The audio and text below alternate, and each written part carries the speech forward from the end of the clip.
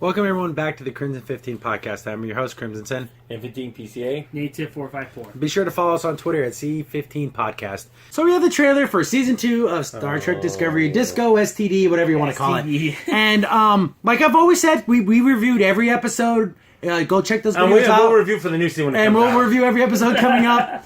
This trailer was mediocre to bad. Yes. Yeah. It opens up with Michael Burnham being the smartest person in the room. Always. And I disagree with what she says. Oh, we always look to the stars to find who we were. No, we know who we are. We look to the stars just to see what's out there. Yeah, because this is far in the future where we're actually to the point where we're a utopian society. We don't have to, we know who we are. We don't need to figure that out. In Star Trek's universe, at this point, we're at a point where we discovered everything on Earth. We've overcome our differences between our racism and all that kind of stuff. So we are beyond that. So now we know who we are. We're going to start to find other like-minded people. It sounds cool, but when I sat and thought about it, I'm like, no, I disagree with that all completely. Yeah, exactly. So the elephant in the room is they met up with the Enterprise at the end of season 1. Awesome. Yeah. And we're like, okay, and then like, Pike, commissioned to come aboard. Oh yeah, here we go, Pike. Whoever they got the plan, phenomenal. Perfect. He's wearing the yellow officer's But doesn't outfit. match what they're wearing. But it doesn't match. Again, someone needs to explain why the Discovery people are wearing different clothes. It's not because the Discovery's an experimental ship, because the Admirals wore those clothes too. Yeah. Unless the Enterprise people are wearing experimental uniforms. Well, it's stupid, but it looks cool though. Yeah. I like the yellow. But the thing is, by looking at this guy, why can't we have a show about him on Enterprise? He kind of perfect. He comes aboard. He's like, the best way to jump into a cold creek is just to jump in. I'm taking over the control of the ship under article blah blah blah blah blah. And they're like, well, that's only under if there's an imminent threat. Like, we detected these red bursts throughout the So I'm assuming it must be some type of time travel, alternate universe type thing. We're assuming, which will probably explain away all the inconsistencies with Discovery. I'm hoping. Yeah. Please. And right before that, I forgot. You see like a busted up planet or something, or a spaceship, and Michael Burnham's there, and she's looking like she's having a freak out. And she's like, the door only opens to those who are willing to like open it or see. I mean, so what are they trying to say there? Because Michael Burnham's the key to everything. Yeah, key to everything. Oh, they're trying to say some kind of weird, like, opening your sexuality. It's just I don't know what it is. I don't know. What are you trying to say? Because she sees it, like it almost looks like a multi-armed Sheva. But only she can see because she's that good. I hate that. Yeah. I can't stand. Make someone else do that. For one. Super Burnham to the rescue. Just all through season 1, Burnham was the answer to everything. Yeah, and then the only time anyone got anything, they could have someone with Suru, and he freaked out. Yeah. It was bad. Oh, but Burnham can handle it, though. She's perfect. And so these red bursts are happening. We're thinking, okay, Pike, first officer, where's Mr. Spock? We got to get some Spock action. Mr. Spock, he took a leave of absence. Oh, bull crap! Bull crap! I was so mad when they said that. I'm like, no.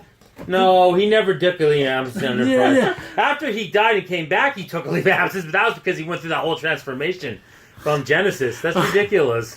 So they pulled the wool over our eyes for not having Spock on the ship, bastards. So get the guy from the movie. That's what I know. said. So we get Michael Burnham looking at these 7 starbursts, because I guess they're all over the galaxy, and they're trying to figure out what these things are. And Pike is like, "Is this a message of greeting? Mm-hmm. Is this a declaration of war? We don't know. We got to find out." I love you, Pike. Why can't the show be about you? You seem so much like what I expected. Star Trek captain to be, yeah.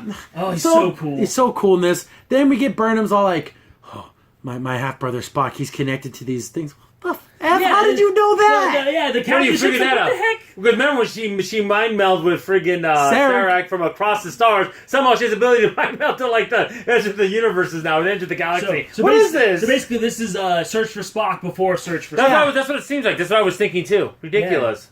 Yeah. Then they're like in these little like mining pod thingies, and like the outside of it keeps spinning. I'm like, this is like a very stupid design. Yeah.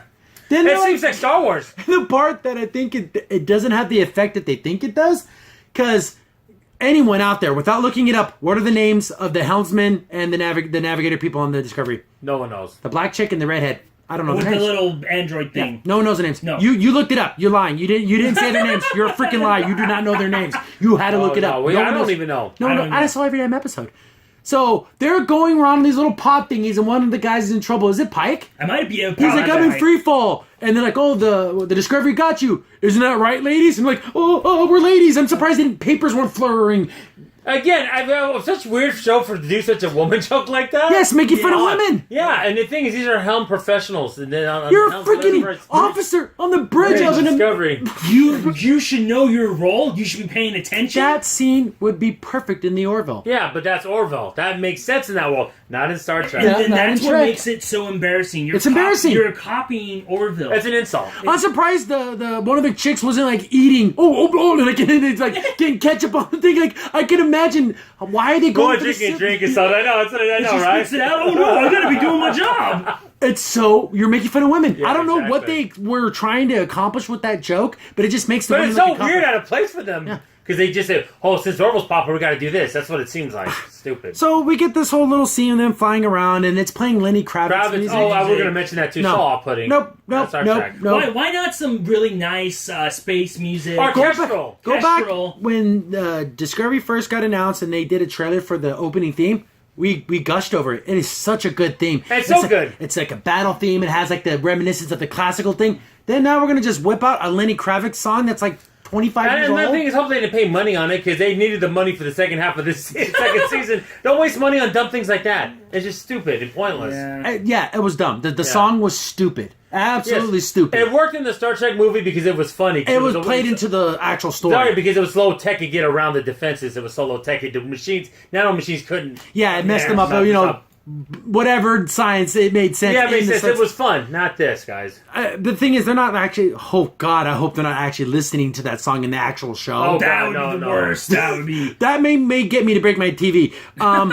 So then we get some more action and stuff, and we see Pike is wearing the Discovery uniform at the end. Like, Yeah, oh man, I that's want to wear the lame. yellow uniform. But we get to the end, and there's an elevator gag right out of the Orville. Real. And I made this comment on the original thing. I'm like, yeah, and I put the Orville wants its elevator gag back, and I got so many haters. Oh, they didn't invent comedy, and I'm like, it's pathetic. It's below Trek. Because Star Trek. If it's an homage to the Orville, it's pathetic. Yeah, but I'm going to say this.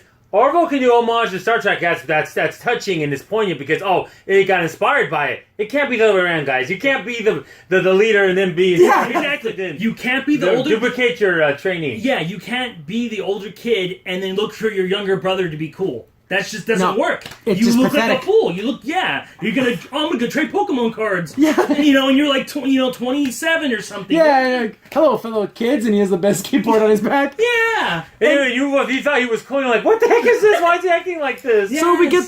get the elevator gag. They walk in there, and everyone's and there's some alien guy, and of course he's speaking whatever language he's speaking. Of course, only Michael Burnham can understand it because she knows every damn language in the freaking universe. and he's like sick, I guess. And then she's like, oh yeah, I heard it's going wrong. Then he sneezes on the science officer from the Enterprise, and it's like, oh, he's got boogers on him. Man. This is pathetic. It's pathetic. And the thing about the voice wouldn't be so bad, but it still looks like universal translators are still kind of a new thing in this world. They have this other high-tech stuff.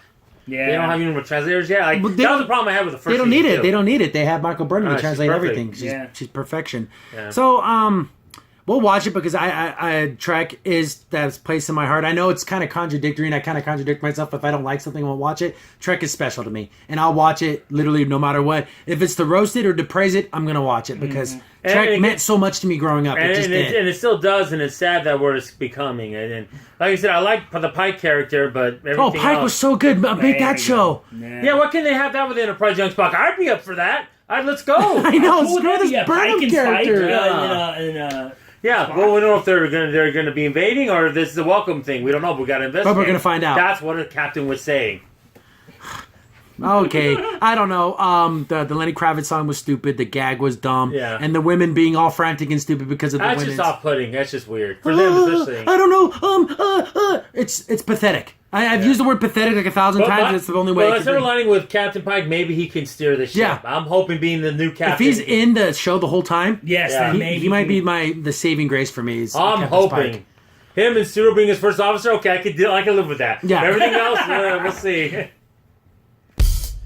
Crimson Sin here. Thanks for watching, and be sure to like, sub, and share.